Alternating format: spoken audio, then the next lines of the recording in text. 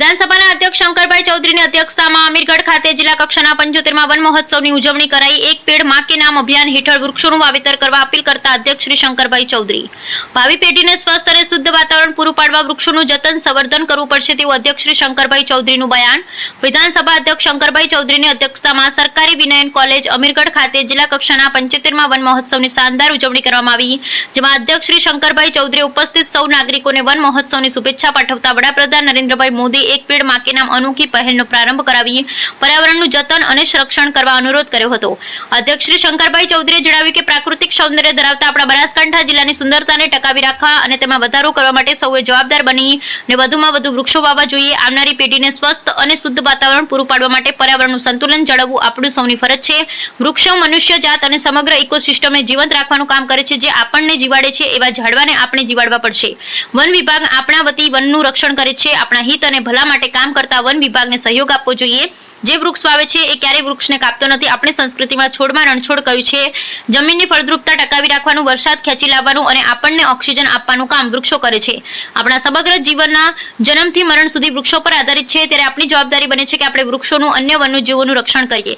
વધુમાં અધ્યક્ષ શ્રી શંકરભાઈ ચૌધરીની બનાસની ભૂમિને ચંદનની ભૂમિ બનાવવા, ચંદનની ખેતી કરવા અપીલ કરી હતી। તેમણે કહ્યું કે દીકરીના નામે ડિપોઝિટ મૂકી હોય એમ માનીને ચંદનનું ઝાડ વાવજો। વડાપ્રધાન શ્રી નરેન્દ્ર મોદી દ્વારા એક પેડ માં કે નામ અભિયાન શરૂ કરાયું છે, ત્યારે દરેક નાગરિક પોતાના માં માટે આ કામ કરે અને ઓછામાં ઓછું એક વૃક્ષ વાવે એવી વિનંતી કરી હતી। તેમજ ખેતર, શેઢે, આંગણામાં, શાળામાં, મંદિર પરિસર, સ્મશાન ભૂમિમાં વૃક્ષો વાવવાનો હરિયાળો સંકલ્પ લેવા જણાવ્યું। રાજ્યસભાના સાંસદ બાબુભાઈ દેસાઈએ વૃક્ષોને ધરતીના આભૂષણ ગણાવી જન્મથી મરણ સુધી આપણી જરૂરિયાત સંતોષાતા વૃક્ષોને જતન માટે સૌને અપીલ કરી। તેમણે જણાવ્યું કે આપણે બાળપણમાં જે ઘોડિયામાં વીતે ત્યાંથી માંડી આપણી ચિતા સુધી વૃક્ષો કામમાં આવે છે। વન જંગલ પ્રકૃતિનું પ્રાણ તત્વ છે, તેની જાળવણી કરવી આપણી ફરજ અને જવાબદારી છે। વધુમાં સાંસદ શ્રી બાબુભાઈ દેસાઈએ દરેક વ્યક્તિને એક પેડ માં કે નામ અભિયાનમાં જોડાઈ વૃક્ષનું વાવેતર અને જતન કરવા આહવાન કર્યું હતું। Bureau report Ramjibhai Raygur. માત્ર માનવ જાતે થોડી તૈયારી કરવાની છે। તમે 6 છોડ વાવો, કરોડપતિ થવું હોય તો 100 છોડવા વાવો, ઓટોમેટિક કરોડપતિ હશો 15-20 વર્ષ પછી। બાકીનું કામ જે કરતા હોય, પરંતુ આપણા સંતાનોને ડિપોઝિટ તરીકે પૈસા મૂકી દીધા આમ માનીને કરો નહીં। જે આપણી વેસ્ટલેન્ડ છે ત્યાં કરો, ખેતરના શેડા ઉપર કરો। કેમ ના કરી શકાય? પહેલા તો એના ઉપર પ્રતિબંધ હતો કે ચંદનના વૃક્ષને કોઈ કાપી નહોતું શકાતું, પરંતુ હવે સરકારે એની મંજૂરી લઈને 20-25 વર્ષે બીજા છોડ વાવવાની શરતે તમે એનો ઉપયોગ પણ કરી શકો છો।